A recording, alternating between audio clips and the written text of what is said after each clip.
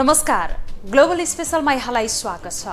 दर्शकवृन्द, global special खोजमूलक समाचार सामग्रीहरूको special package हो। हामी जनसरोकारका हरेक विषयको गहिरो अध्ययन गर्दै सत्य तथ्यलाई उजागर गर्ने प्रयास गर्दछौँ। सत्य तथ्य र निष्पक्ष समाचारको प्याकेज दिने हाम्रो प्रयास निरन्तर जारी छ। दर्शकवृन्द, दक्षिण एसियाली मुलुक श्रीलङ्काको अर्थतन्त्र धराशयी अवस्थामा पुगेको छ। श्रीलङ्काली सरकारले देश टाँट पल्टेको घोषणा गरेको छ भने देशव्यापी आन्दोलन जारी छ। खास गरी बढ्दो वैदेशिक ऋण र त्यसको ब्याज समेत तिर्नुपर्ने बाध्यतामा रहेको श्रीलङ्कामा कोरोना महामारीको प्रभावका कारण समेत देशको अर्थतन्त्र टाँट पल्टिने अवस्थामा पुगेको बताइन्छ। चीनसँग लिएको ऋणको ब्याज तिर्न समेत फेरि चीनसँगै ऋण लिएको श्रीलङ्काको अर्थतन्त्रमा पर्यटनको योगदान महत्त्वपूर्ण रहँदै आएको थियो।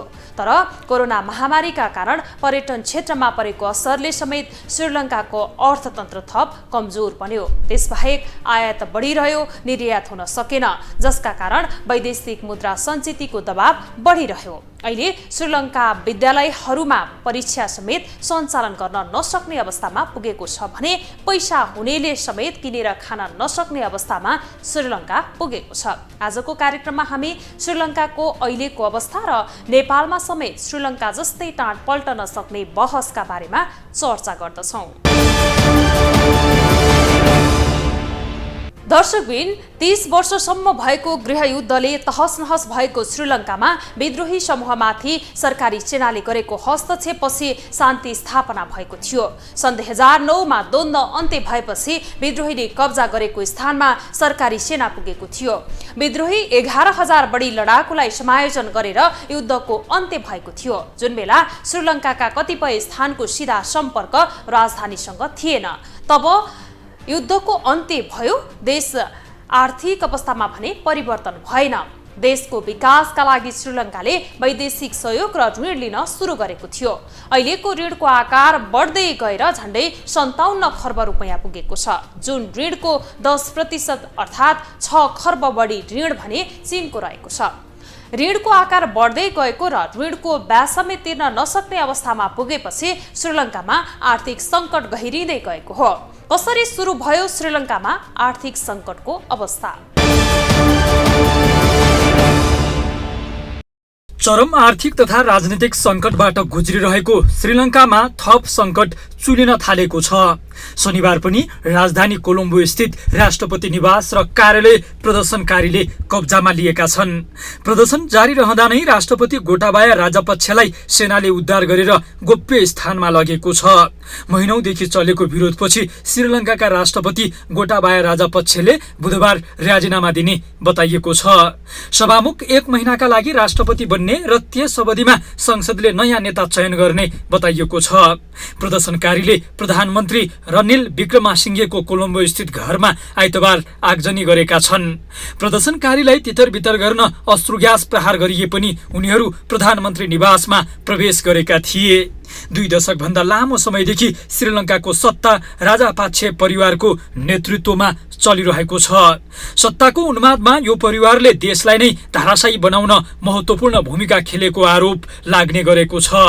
राजापाक्षे परिवारमाथि नै अवैध रूपमा 5 खर्ब 31 अर्ब डलर देश बाहिर लगेको आरोप पनि छ। अहिलेको विद्रोहपछि विश्लेषकहरूले राजापाक्षे परिवारका कुकर्मको राजनैतिक हिसाब किताब सुरु भएको अनुमान गर्न थालेका छन्। त्यसो त सरकार विरोधी प्रदर्शन रोक्न सरकारले प्रदर्शनमा रोक समेत लगाएको छ, तर सबै स्थानमा कर्फ्यूको अवज्ञा भइरहेको छ। श्रीलङ्कामा आर्थिक सङ्कट बढ्दै जान थालेपछि नागरिकमा विरोधको स्वर बढ्न थालेको थियो, जुन राष्ट्रपति निवास र कार्यालय कब्जा गर्नेसम्म पुग्यो। 2 दशकभन्दा लामो समय श्रीलङ्कामा राजापाक्षे परिवारको एकलौटी राज चलेको थियो। मुलुक अस्तव्यस्त हुन थालेपछि राजापाक्षे परिवारमा नै आन्तरिक कलह सुरु भयो। गत 9 मेमा पारिवारिक विभाजन सडकमा पोखियो र मुलुक 3 दशक यताकै सबैभन्दा खराब हिंसाको शिकार बन्यो। तत्कालीन प्रधानमन्त्री महेन्द्र राजापाक्षेका समर्थकले गेल फेसमा धरना दिइरहेका प्रदर्शनकारीमाथि सांघातिक हमला गरे। उनीहरूको पाल जलाइदिए र लखेट्ने प्रयास गरे। फलस्वरूप महेन्द्रले त्यही दिन बेलुका राजीनामा दिनु पर्यो। यद्यपि श्रीलङ्काको आर्थिक समस्या सन् 2019मा गोटाबाया राजपक्षले शक्ति हातमा लिनुभन्दा धेरै अघि सुरु भएको थियो। सन् 1977 पछिका सबै सरकारले ऋणको कमजोर जगमा देश निर्माण गर्दै गएको र निर्यातभन्दा आयातको आकार निकै ठूलो हुँदा अर्थतन्त्रमा दबाव पर्दै गएको थियो। सन् 2021 को जुलाईमा अर्थमन्त्री नियुक्त भएपछि भने उनी नै राष्ट्रपति र क्याबिनेटमा समेत हाबी थिए। महेन्द्र राजापाक्षे 2005मा राष्ट्रपति निर्वाचित भएपछि राजनीतिमा यो परिवारको वर्चस्व सुरु भएको हो। जीडीपी 20 अर्ब डलरबाट बढेर 81 अर्ब डलर त पुग्यो, तर मुलुक भयानक आर्थिक सङ्कटमा धकेलिसकेको थियो। सन् 2019मा व्यापक कर कटौती लागू गरियो। यसो नगर्न अन्तर्राष्ट्रिय संस्थाहरूले चेतावनी पनि दिएका थिए। सरकारको कदमबाट 2 वर्षमा सरकारको आम्दानी 20 खर्ब रुपैयाँ भन्दा धेरैले घट्न पुग्यो। कोभिड महामारीले पर्यटन र रेमिट्यान्स सुकाएपछि पनि आयातमा प्रतिबन्ध लगाउने तथा ऋणको शर्त बदल्न अन्तर्राष्ट्रिय मुद्राकोष जाने प्रयास गरिएन। पैसा छापेर सङ्कट टाल्ने प्रयासले मुद्रास्फीतिलाई थप बढायो। यही बीच असन्तुष्ट नागरिक विरोधमा उत्रिन थाले। सडकको आक्रोश आफूहरूतिर सोझिएको देखेर राजापाक्षे परिवार डराउन थाल्यो। अप्रिलमा महिन्दा बाहेक सरकारी पदमा आसीन सबै राजापाक्षे परिवारका सदस्यलाई राजीनामा दिन राष्ट्रपति गोटाबायाले निर्देशन दिए। अप्रिलको हिंसात्मक प्रदर्शनका क्रममा पनि भिड प्रधानमन्त्रीको निवासमा प्रवेश गर्न खोजेको थियो। श्रीलङ्कामा 30 वर्षसम्म चलेको गृहयुद्धपछि विकासका लागि अत्याधिक वैदेशिक ऋण परिचालन भए पनि त्यसको सही ढङ्गले सदुपयोग हुन नसकेको स्पष्टै देखिन्छ। अहिलेको तथ्याङ्क अनुसार श्रीलङ्काले झन्डै 57 खर्ब रुपैयाँ ऋणको सामना गरिरहेको छ, जसमा 10% ऋण त चीनको मात्रै छ। चीनले दिएको ऋणको ब्याज तिर्न फेरि चीनसँगै ऋण लिएको श्रीलङ्कामा अहिले खाद्यान्न किन्न नसक्ने अवस्था छ भने पेट्रोलियम पदार्थको आपूर्ति समेत हुन सकेको छैन। विद्यालय तहको परीक्षा सञ्चालन गर्न नसकेको श्रीलङ्कामा मूल्य वृद्धि 80% रहेको छ, जसका कारण पैसा हुनेले समेत किनेर खान सकिरहेका छैन।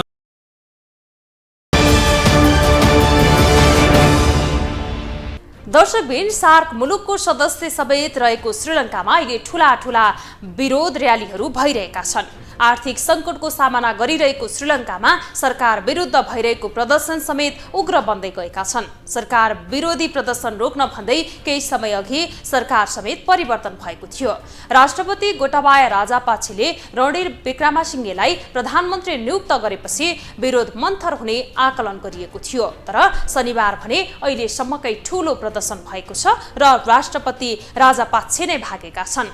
राष्ट्रपतिको कार्यालयमा प्रदर्शनकारी प्रवेश गरेर तोडफोड समेत गरेका छन् भने प्रधानमन्त्री कार्यालयमा समेत प्रदर्शनकारीले निशाना बनाइरहेका छन्। श्रीलङ्कामा अहिले देखिएको आर्थिक सङ्कट र प्रदर्शनलाई कतिपयले नेपालसँग समेत तुलना गर्न थालेका छन्।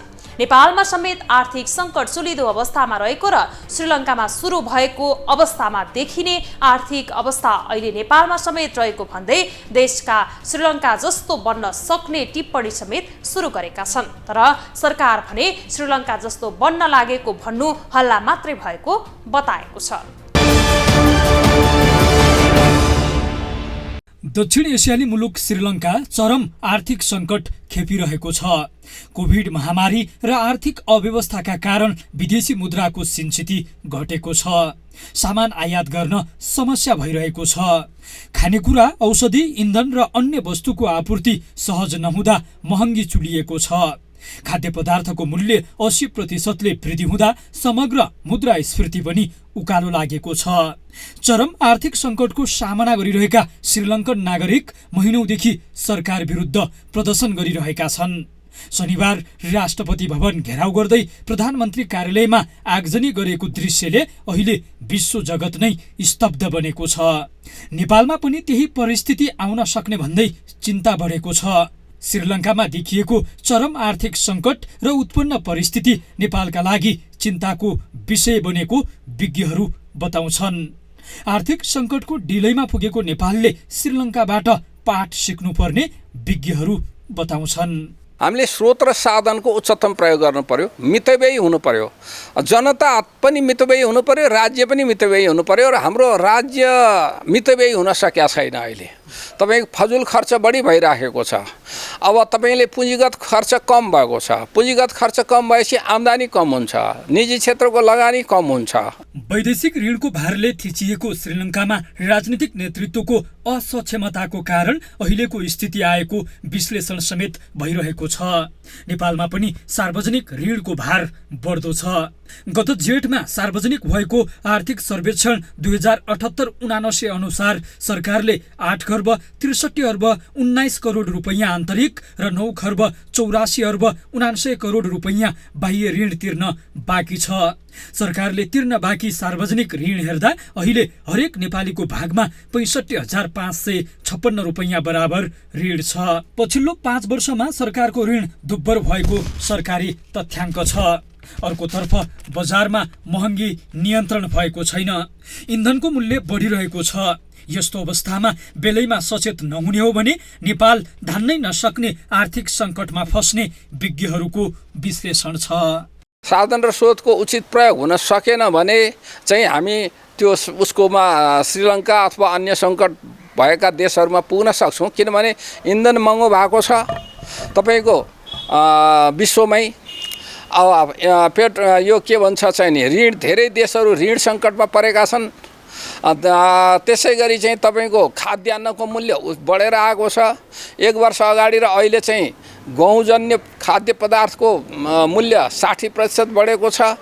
त्यस कारणले यी कुरा विचार पुर्याउनु पर्यो र आन्तरिक उत्पादन बढाउन पट्टि लाग्नु पर्यो। यता सरकार भने आफ्नो बचाउमा छ। नेपाल श्रीलङ्काको बाटोमा जाँदैछ भन्ने गरी सुनियोजित हल्ला फैलाइएको सरकारको दाबी छ। श्रीलङ्कामा देखिएको आर्थिक सङ्कटबाट नेपाल सचेत भएको तर तत्काल श्रीलङ्काकै बाटोमा जाने सम्भावना नरहेको सरकारको स्पष्टोक्ति छ। नेपालको अर्थतन्त्र श्रीलङ्काको बाटोतर्फ गइराखेको छ भनेर एउटा हल्ला चलाइएको छ। यो हल्लामा कुनै सत्यता छैन। त्यसैले हामी श्रीलङ्काको उदाहरणबाट हामी सचेत हौँ, तर मुलुकको अर्थतन्त्र श्रीलङ्काको तर्फ जाँदैछ भन्ने कुराको भ्रममा नपर्नका निमित्त म सबैलाई आग्रह गर्न चाहन्छु। सरकारले श्रीलङ्का जस्तो नेपाल नरहेको दाबी गरेको भए पनि नेपालको अहिलेको आर्थिक अवस्थाले भने डरलाग्दो भविष्य देखाइसकेको विज्ञहरूको दाबी छ। अरू त अरू गभर्नर महाप्रसाद अधिकारीले समेत यस्तो धारणा सार्वजनिक गरिसकेका छन्। साधारण खर्च धान्न समेत वैदेशिक ऋणको सहारा लिनुपर्ने अहिलेको अवस्था कायमै रह्यो भने नेपाल समेत जोखिमको नजिकै रहेको विज्ञहरूले बताइरहेका छन्। ग्लोबल टेलिभिजनका लागि क्यामेरामा सञ्जय खड्काका साथमा कैलाश कठायत, काठमाडौँ। दर्शकबिन, नेपालको अहिलेको आर्थिक अवस्था पनि चिन्ताजनक अवस्थामा रहेको छ। देशको व्यापार घाटा मात्रै कुल बजेट जति नै अवस्थामा पुग्ने देखिएको छ। वैदेशिक मुद्रा सञ्चिति पनि हरेक महिना घटिरहेको छ। अर्कातर्फ विप्रेषण आप्रवाह समेत निरन्तर कम भइरहेको छ। तुलनात्मक रूपमा वैदेशिक सहायताको आकार समेत सानो हुँदै गइरहेको छ, जसको असर नेपालको अर्थतन्त्रमाथि परिरहेको छ। सरकारले लक्ष्य अनुसार विकास बजेट खर्च नसक्ने अवस्था भइरहेका बेला हरेक वर्ष राजस्व सङ्कलनको लक्ष्य भेटाउन समेत मुस्किल हुने अवस्था सिर्जना भएको छ। यसै कारणले नेपाललाई समेत अहिलेको श्रीलङ्काको अवस्थासँग जोडेर बहस सुरु भएको देखिएको छ। राजनैतिक नेतृत्वले नेपाल श्रीलङ्का जस्तो नबन्ने दावी गरिरहेको भए पनि विज्ञहरूले भने बेलैमा चेत नखुले श्रीलङ्का बन्न समय नलाग्ने चेतावनी दिइसकेका छन्। अरू त अरू गभर्नर महाप्रसाद अधिकारीले समेत नेपाल श्रीलङ्काको बाटोमा रहेकोले गम्भीर चेतावनी दिएका छन्। हवस् त, आजलाई ग्लोबल स्पेशल यति नै। भोलि अर्को सामग्री लिएर आउनेछौँ। तपाईँ ग्लोबल टेलिभिजन सँगै रहनुहोला। नमस्ते।